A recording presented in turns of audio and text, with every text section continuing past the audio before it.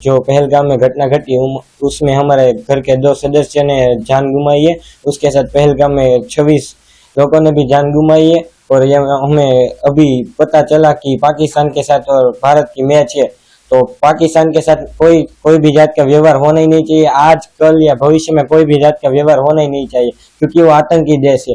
और आपको मैच खेलना है तो मुझे मेरा भाई 16 साल का है, उसने इतनी गोलियां खा के देश के लिए जान दी, तो मुझे मेरा भाई दो तो फिर आप मैच खेलना।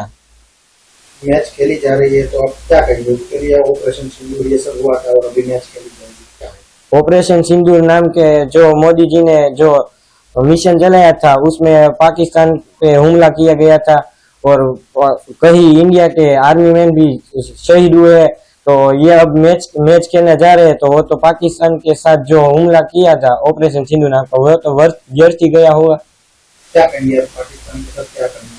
पाकिस्तान के साथ कोई भी जात का व्यवहार रखना ही चाहिए नहीं चाहिए। आजकल या भविष्य में किसी भी जात का व्यवहार होना ही नहीं चाहिए, चाहे फिर या गेम ही क्यों ना हो, कोई भी जात का व्यवहार होना ही नहीं चाहिए पाकिस्तान के साथ।